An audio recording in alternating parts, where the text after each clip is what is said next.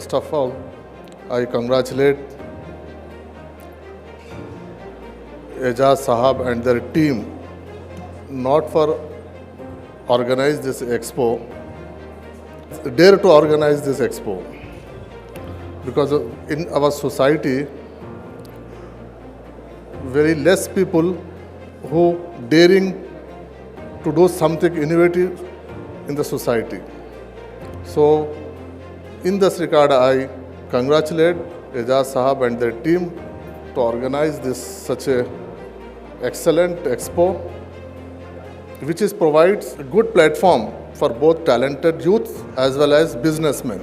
एक मुहावरा है, मैं उसको उर्दू में बोले तो ठीक लिखता है वो, इसलिए मैं उर्दू में बोल रहा हूँ कि अक्सर हैदराबाद में मैं अक्सर बोला करता हूँ दोस्तों में कि हमारे लोगों में ये हो गया कि हम सो के थक जाते, थक के फिर सो जाते। हैदराबाद का कल्चर क्या है, हम सो के थक जाते, थक के फिर सो जाते हम। तो हमारे पास ये कल्चर जो हो गया रातों में जागने वगैरह का, तो नौजवान लोगों का जो टैलेंट है उसको बाहर निकालना भी एक टैलेंट है। आप देखिए जितने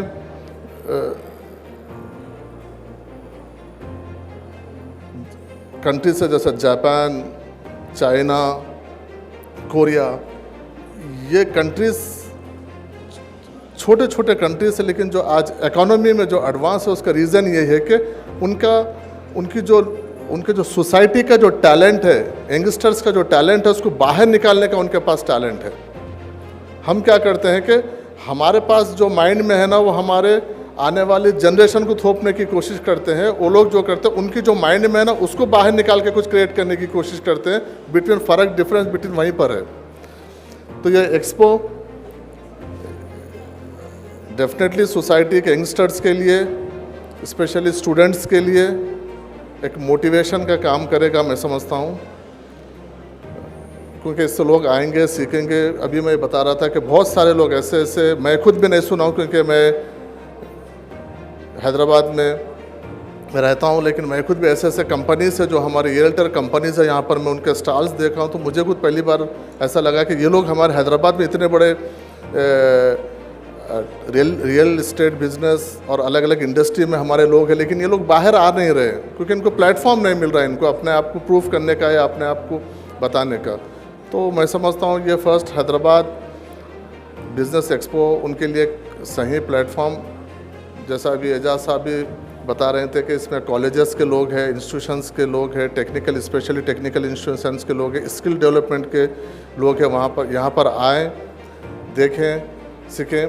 क्योंकि कांग्रेस की गवर्नमेंट, हमारे वज़ीर आला chief minister Shri Revanth Reddy ji skill development के ऊपर बहुत ज़्यादा फोकस किए हुए हैं।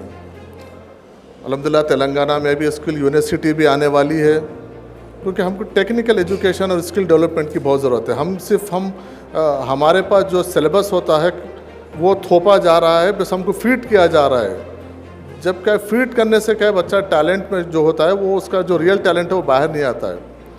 तो स्किल और हम अगर टेक्निकल अगर फील्ड पे अगर हम नहीं जाएंगे, क्योंकि स्किल तो उसमें कहीं ना कहीं मुझे समझता हूँ कि हमको आगे जाने में थोड़ा सा कॉम्पिटिटिव सोसाइटी में हमको कॉम्पिट करने में हमारे को कहने के मुश्किलात आएंगे। इसलिए हमारी गवर्नमेंट, ख़ासतौर पर रेवंत रेड्डी साहब का पर्सनल इंटरेस्ट है कि हमारे यहाँ पर एक स्किल यूनिवर्सिटी होनी चाहिए, एज वेल एज उसके साथ साथ गवर्नमेंट स्पोर्ट्स, क्योंकि एक्टिविटीज़ के लिए नौजवान, क्योंकि ये मोबाइल का कल्चर है, इससे दूर होके हम सोसाइटी को दूसरे कंट्रीज़ को कॉम्पिट करें, इसलिए स्पोर्ट्स यूनिवर्सिटी का भी यहाँ पर एक क़ायम होने वाला है।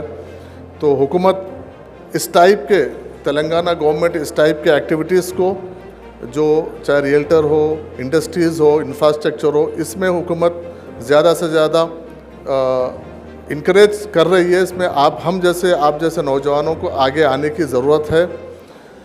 रिसेंटली हमारे चीफ मिनिस्टर दावोस से अल्हम्दुलिल्लाह तेलंगाना जो राइजिंग स्टेट है, अभी रिसेंटली जो ऑल ओवर इंडिया में नंबर 1 राइजिंग स्टेट का जो तेलंगाना को एक अवार्ड मिला है, तो उसको लेके हुए अभी जो इंटरनेशनल लेवल पे जो इन्वेस्टर्स अट्रैक्ट होके तकरीबन नियर अबाउट 1,79,000 करोड़ रुपीस का इन्वेस्टमेंट के लिए, फॉरेन इन्वेस्टमेंट के लिए लोग आगे आए हैं। उसमें एक बहुत बड़ा अचीवमेंट है हमारे चीफ मिनिस्टर साहब का, और उनके साथ साथ फाइनेंस मिनिस्टर पेट्टी विक्रमार्का साहब का, इंडस्ट्री और आईटी मिनिस्टर श्रीधर बाबू साहब का। तो ये आने वाले जनरेशन को हम स्किल के साथ साथ इन्वेस्टमेंट, क्योंकि आपको हम प्लेटफॉर्म, गवर्नमेंट प्लेटफॉर्म दे सकती है, लेकिन परफॉर्म तो आपको करना है। तो गवर्नमेंट एक अच्छा एक फ्रेंडली एटमॉस्फेयर और एक प्लेटफॉर्म प्रोवाइड करने की कोशिश कर रही है। तो हमारे नौजवानों को उसमें स्किल्स के साथ, टेक्निकल एजुकेशन के साथ सामने आने की ज़रूरत है। मैं समझता हूँ कि ये पहला एक्सपो है। आने वाले दिनों में लार्ज स्केल पे किसी बड़े ग्राउंड में इंशाल्लाह 1 साल के बाद, अगले साल 26 का जो एक्सपो होगा, ये मैं उम्मीद करता हूँ कि किसी बड़े ग्राउंड में लोग उसको और अट्रैक्ट होकर इसको बड़ा लार्ज स्केल पे सक्सेस होगा ये। और मैं आप तमाम लोगों का, और ख़ास तौर पर जो यहाँ पर इस एक्सपो में, फर्स्ट एक्सपो में ये ऑर्गेनाइज़र्स के ऊपर ट्रस्ट करके जितने लोग यहाँ पर आए हैं, उन ख़ास तौर पर उन सभी लोगों का मैं बहुत बहुत शुक्रिया अदा करता हूँ कि आप लोगों ने हिम्मत अफजाई की, क्योंकि कहीं ना कोई शुरुआत करने की ज़रूरत है। जो शुरुआत करता है उसको हिम्मत अफजाई करने की बहुत इंपॉर्टेंट ज़रूरत होती है, वो आप लोगों ने किया है। ये मैं समझता हूँ ना सिर्फ शहर के लिए, स्टेट के लिए, और ख़ास तौर पर कम्युनिटी के लिए बहुत बड़ा यूज़फुल रहेगा। बहुत बहुत शुक्रिया, थैंक यू।